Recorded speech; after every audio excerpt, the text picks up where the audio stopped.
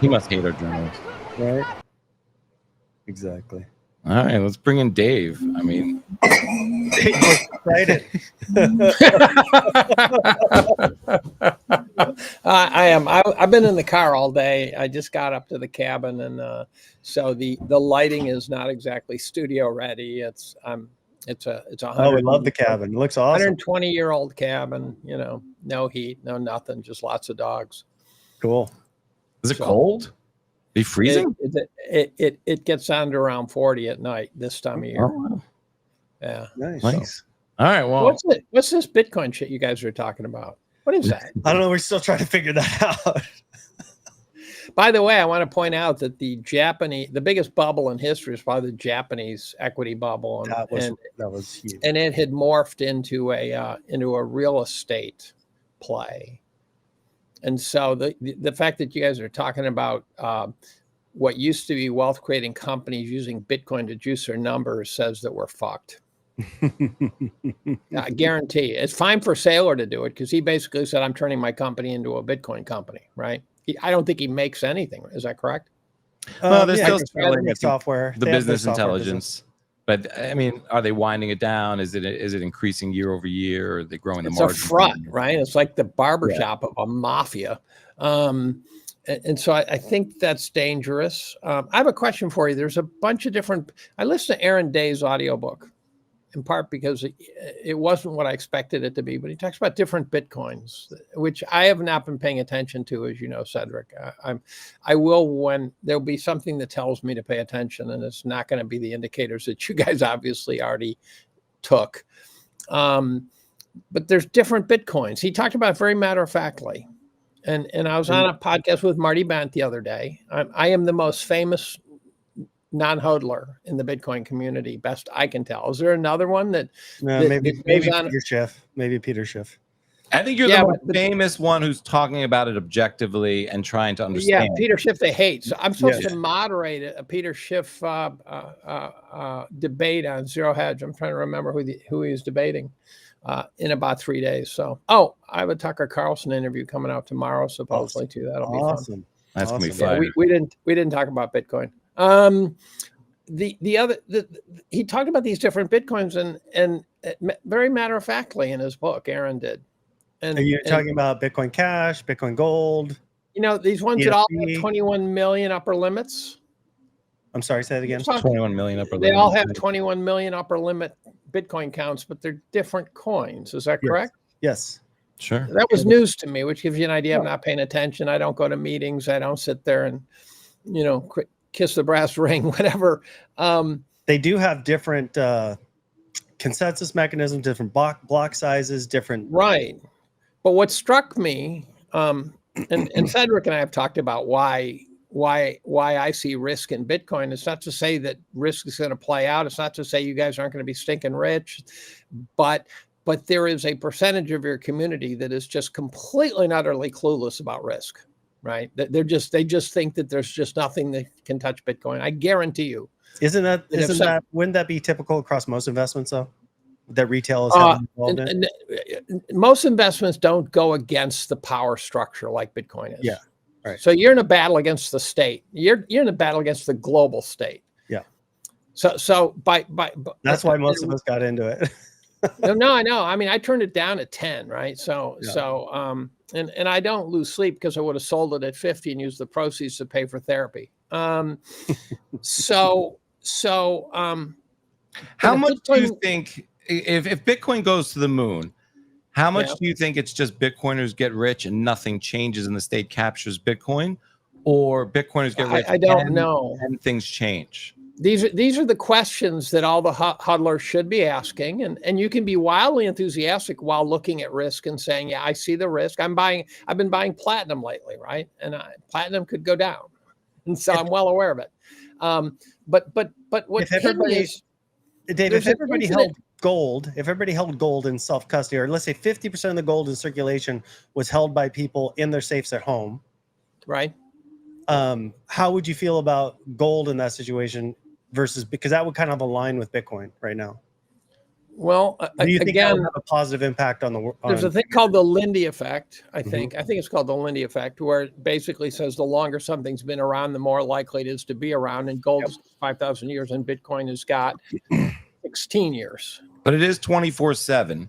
So it's traded No, it is. actually It is. more No. I know all the merits. I know all the merits. That. I know all the merits. I know all the merits. Everyone thinks that if I understood Bitcoin, that I would buy it. And they don't understand that it's not a failure to understand Bitcoin. It is a failure. It is a belief that I understand markets and politics. So what do you think of the Genius Act? And what do you think of what do you think is happening right now with stable? I have no idea. I have no idea.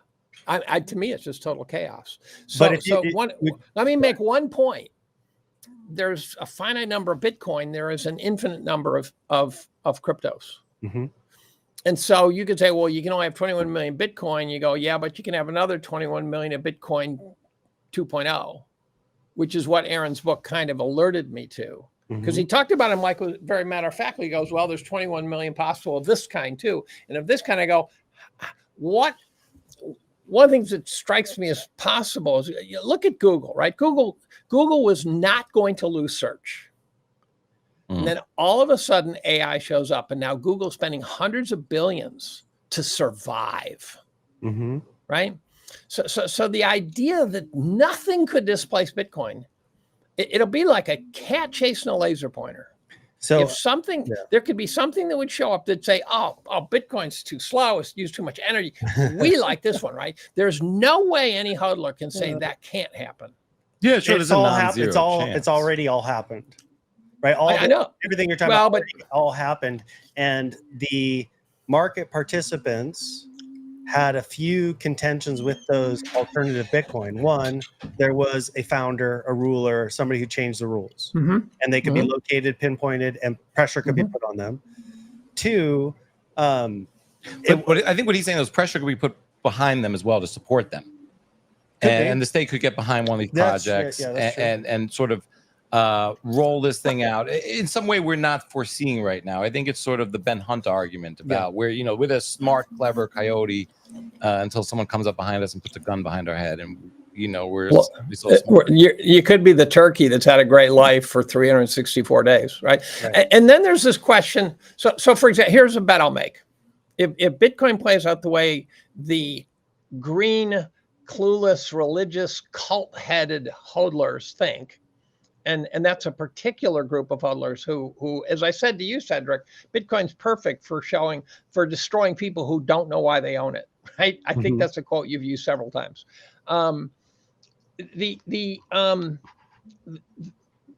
There's great risk here where all of a sudden you ask the question, are we going to end up in a world where Max and Stacy and John Saylor replace the Rockefellers and the Rothschilds? And the answer is no, never. Why is that? Because they'll kick your ass. They will destroy you.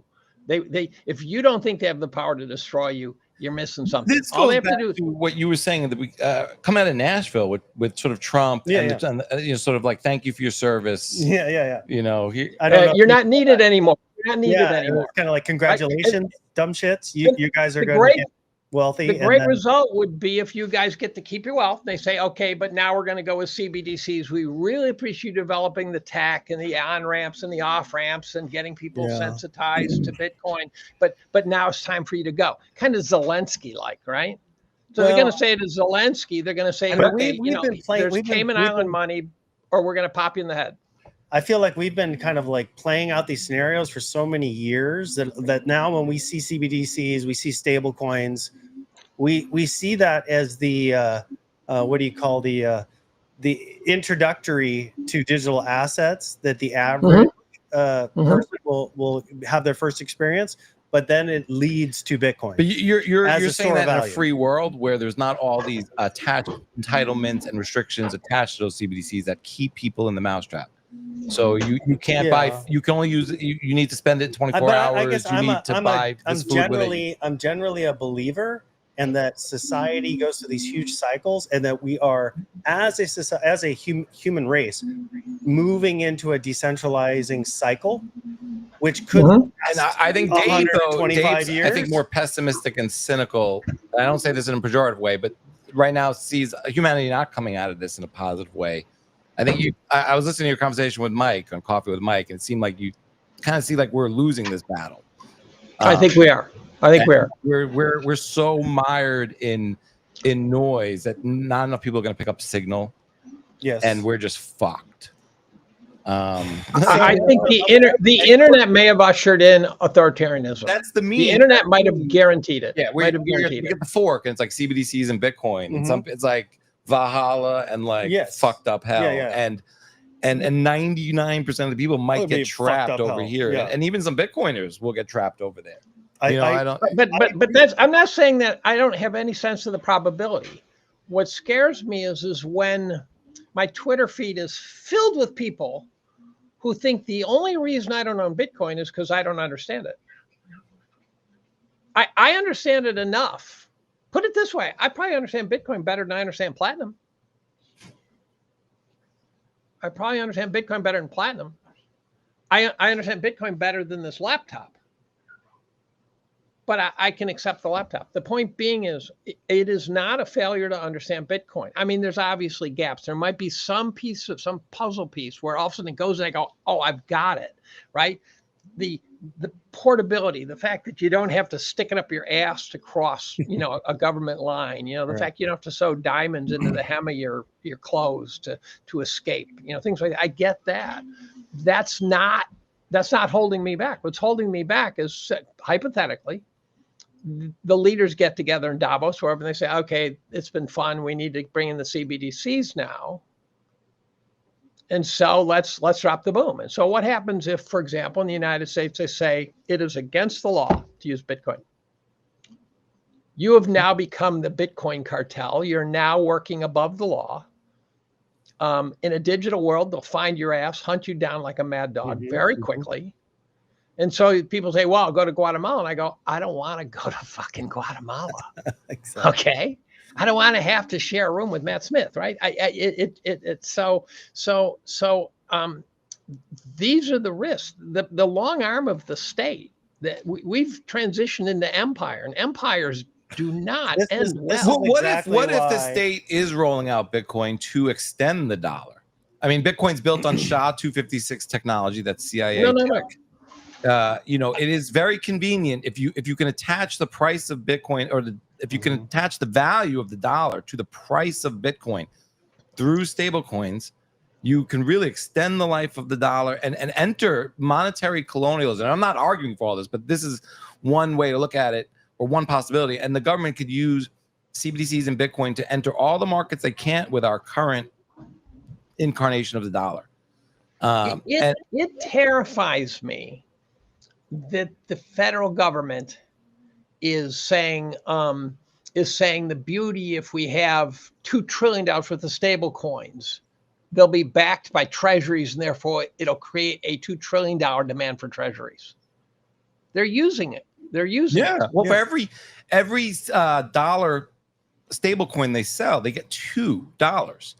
The dollar that the stable coin that's bought, that's $1, and then the U.S. Treasury dollar that backs it.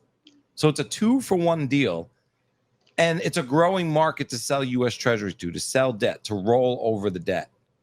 But again, the extreme was illustrated by Japan. Now, I've heard this quote so many times. I've got to believe it's true, but I can't say I've actually looked into the foundation of it. But the claim is that real estate in Japan got so overpriced that the Imperial Palace, which no doubt is a hell of a palace, was priced based on real estate values at more than the state of California. Yet somehow, or something I posted the other day, 28 years ago, Intel, August 1997, the pinnacle of Intel's heyday, right? This Intel was God. They had no idea that 28 years later, the price would be identical, the share price. Not an investor in the world would have predicted that. And inflation adjusted. They've issued a lot of shares since then too. I'm just, but humans you have know what I'm saying? I mean, there's not going to be any more Bitcoin issued. No, there'll be other Bitcoins. No one has decided to use those. No. What was Aaron talking about then? What was Aaron? Well, but what happens when one comes along and says, "Oh, by the way, it solves the whole energy problem"? I don't know what problem has to be solved. Yeah. I didn't see AI coming. Google apparently didn't see AI coming.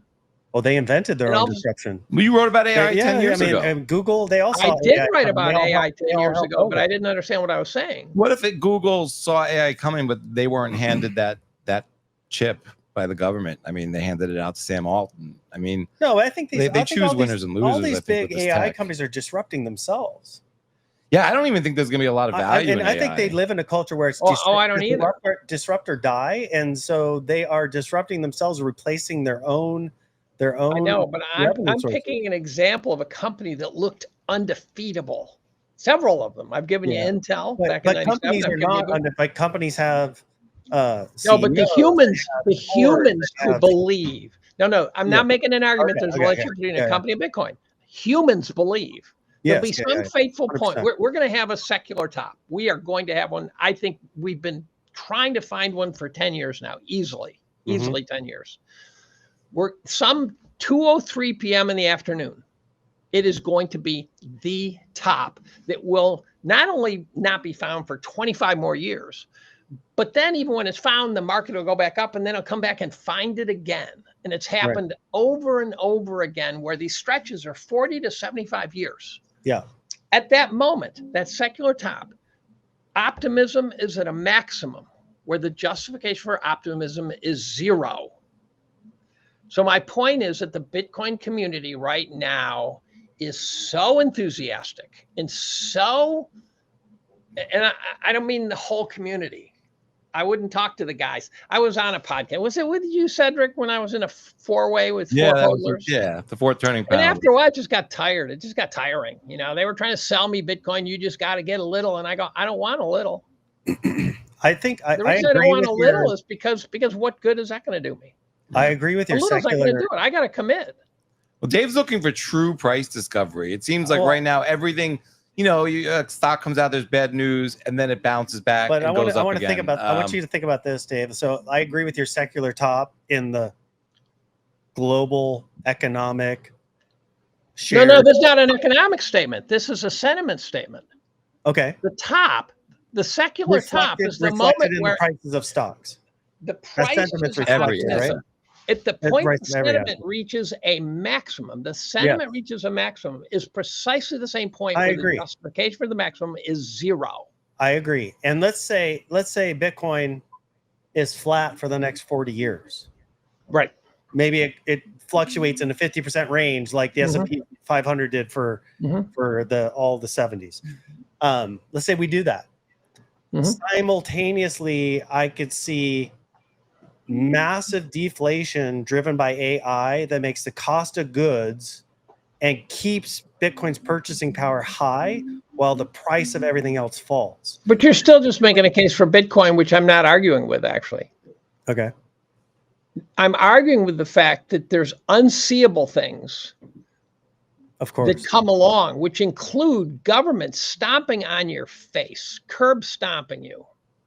Because you no longer fit into their narrative. Right? Did anyone see Stalin kill? Did anyone see that Stalin was going to kill 40 million people? The only problem with that argument, Dave, is that you need all these governments to collude because they already do. If there's one, they already do. But if there's one or two that won't go along with it, and then they game theory, and then the game theory starts to unwind. And but that's the point. Like, do you want to live in Guam? You know, like, or do you want to be what country was it? So what country that said they were going to come up with the gold denarius? What was that kind of Iraq? One of those? It was Libya. Yeah. Libya. And what did we do to Libya? Yeah, what did we do to Libya? Yeah, we killed them. Same thing with we took Gaddafi out.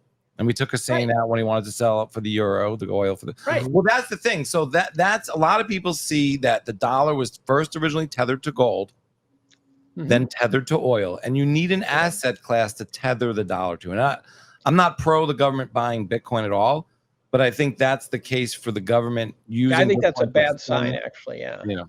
Okay, fair enough. Let me ask you. No. I think it's a bad sign. The government's buying Bitcoin. They're now. They're not buying Bitcoin yet.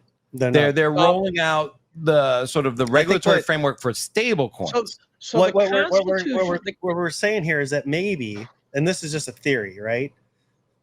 Very hard to prove. But what if, when you look at the technology that is the structure of Bitcoin, that all came from the state, if the government was to war game out their own debt default, perhaps they would engineer an asset that they could later bring into the fold that would fix the balance sheet of the United States and allow them to prolong the dollar. Now, Bitcoin's at the halfway mark, right? Halfway isn't like 11 million Bitcoin out no, there. What's the number? There's 19.9 Oh, no, million. 90% have already been emitted or issued. So why would the government depend on one where 90% is already owned by someone else? Because they're well, they need the asset class to grow. They can buy at the top price, right? They need it to get adopted into the economy and into businesses and into individual, mostly American holders, so that when they drive the asset price up onto their balance sheet, it lifts the entire GDP of the United States. Right now, the dollar is the reserve currency. We have such a huge percentage of the currency that matters right now. And all of a sudden, you're saying that we're going to get into one where we don't own. It enables them to sell more of the dollar. That's okay. The way gold enabled them to sell more of the dollar, oil enabled them to sell more of the dollar. And I'm not trying to convince you. How do you make that connection? Make that for me then. This is the part I missed. If, for example, next week, the Treasury and the Fed said, we're going to revalue the gold. We're going to price it at the market. I've challenged gold bugs to explain what the fuck that means. That's a good point here. They have not been able to give me a good answer. What does revalue the gold mean? What revaluing the gold is going to fund the Treasury general account with something. Now, how do you revalue? How do you revalue? To replenish. It increases the value of your balance sheet if you market to market, but it doesn't give you any cash unless you sell it. No. Yeah. That's not because you borrow dollars into existence. Let's say we have 87. You have a credit now at the Fed for whatever you revalued the gold at, and therefore you can borrow those dollars and you can issue more treasuries. You can issue more debt, essentially. Yes. You're arguing that you can do that anyway. You can do that. They can do that with anyway. They don't need. But nobody's going to buy your debt if the country is bankrupt. Okay, so you revalue the gold by backing treasuries with gold. Right, by increasing. So you have to be willing to. You have to be willing to give up the gold then, because it ain't gold backed if you're not willing to give up the gold. No, it wouldn't be gold backed. Yeah, you have to be able to do the exchange. You have to open the window. Then we can just issue treasuries. Why do we have 8,700 tons of gold? We could. If we issue more treasuries now, without any willingness to fix the balance sheet, then we're just going to get a larger and larger debt spiral, and it's going to be harder to convince foreign entities and corporations to buy the treasuries. We already can. We're already there. Right. So by repricing the gold, increasing the balance sheet of the treasury, people will be more comfortable on buying those treasuries. The world already knows that we have 8,700 tons of gold. They know that. Well, it might not be true, but let's say they know that. I don't see where declaring you can price gold in M&Ms. We have 8,700 tons of gold. So we also have an army. We have nuclear weapons. We have all the things. Nothing has changed. Now, if you want to reprice the gold at $30,000, then you have to be willing to pay $30,000 for gold. You have to be willing to support that. Yeah, there have to be transactions at that price. Now look at what the Constitution said. This is the document. It said money is only to be made out of gold and silver. I can't remember the exact wording, but it says that. Until I forget the name. Until 1933. That outlawed it. Yeah. Yeah, and then they said you'd be thrown in jail if you hang on to it. You can't get more than a constitutional protection, and they said, "Fuck that." Yeah, for sure. Right. And again, no one saw Mao coming. No one saw Stalin coming. You know, the world changed the day they dropped the bomb on Hiroshima. Yeah, there's just things that come that you can't see coming. And true. If you were to make me bet right now that 20 years from now Bitcoin is dominant, I got binary choice. Bitcoin is just dominant, or it's gone. I would have to bet gone, or gone operationally. There might be some guys fiddling with it, but you can also buy, Deutschmarks, $1 trillion Deutschmarks too. And I do believe they have the power to stop you. All they have to do is say, look, I don't even know. Do you have to pay taxes if you liquidate Bitcoin? Yes. Oh, yeah, capital gains. Even if you buy diminished amounts. So if I buy a pizza with a Bitcoin, it's a tax event, right? If the Bitcoin you use appreciated in value since you bought it. How do you fill out your tax returns on that? It's a disaster. That's why it's not. So it's not a currency at all then. No, which it's I'm fine with right now. It is a currency. It's not accepted everywhere, and it doesn't benefit you. No. But if every time you spend it, you've got a taxable event. Yeah. Sure. That's what's holding back. It's not treated as a currency in America, but it's still functional. No. But if every time you buy a pizza with a Bitcoin, you've got to report that to the IRS. You're going to spend all your proceeds on accounting fees. I mean, Dave, this has been the state of Bitcoin forever.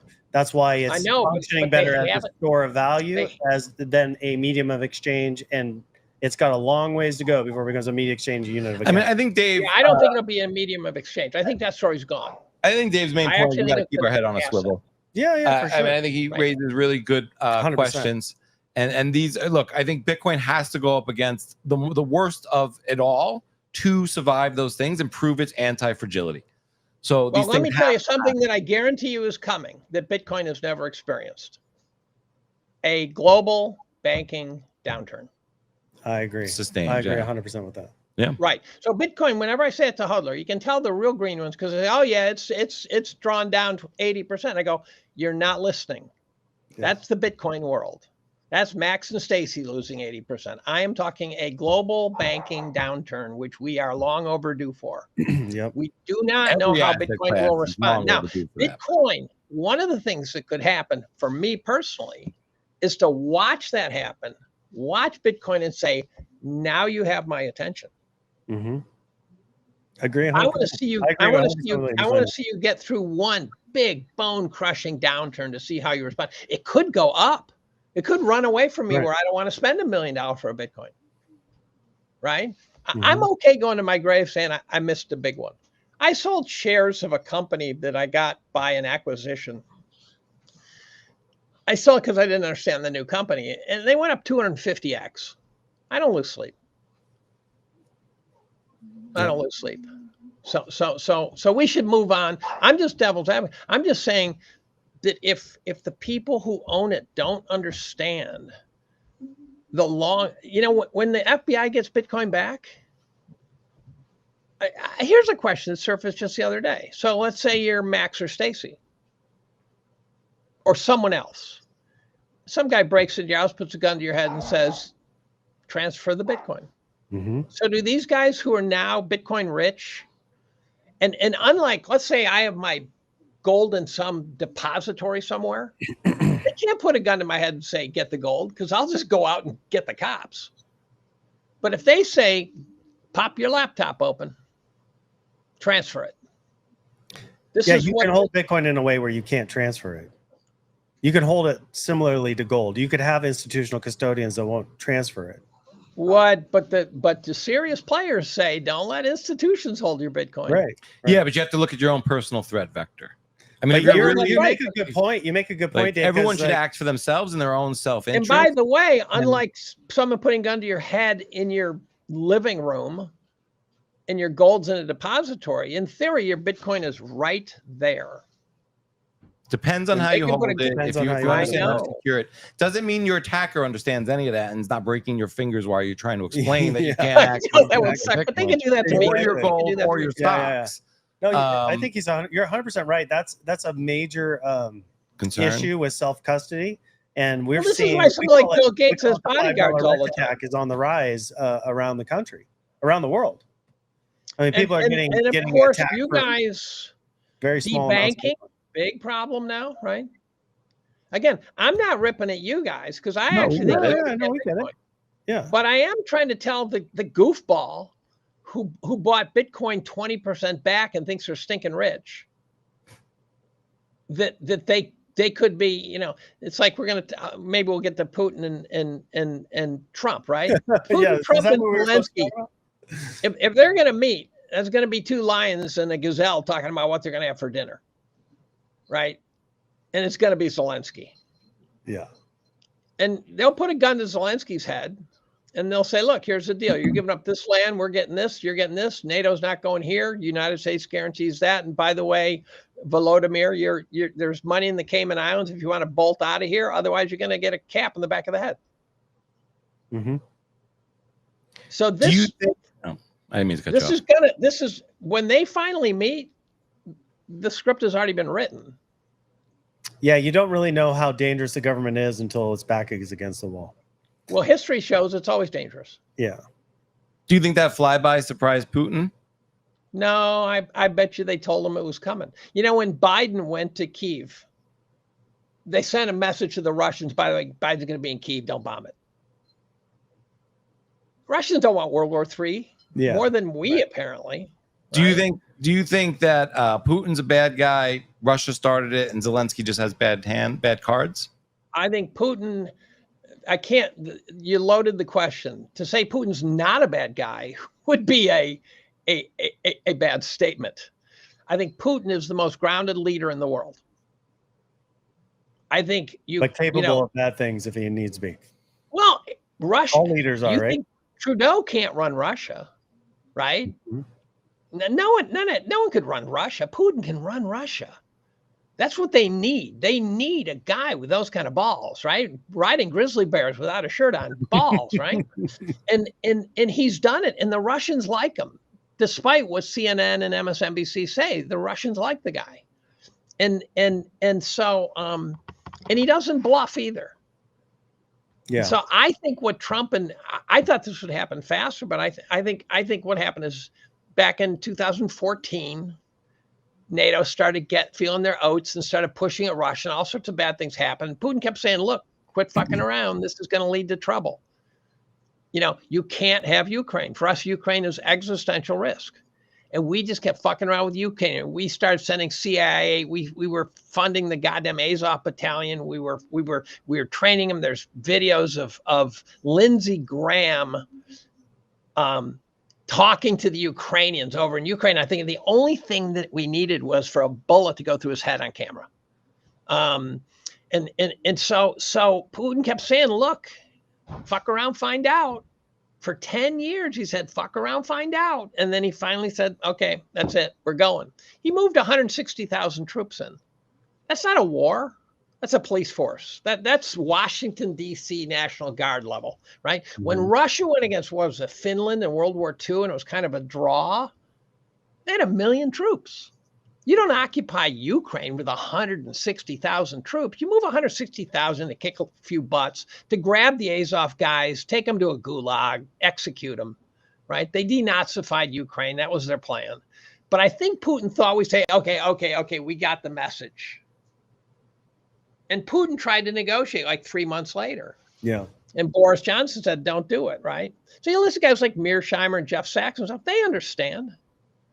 They know what's going on. So I fully support Putin in this battle.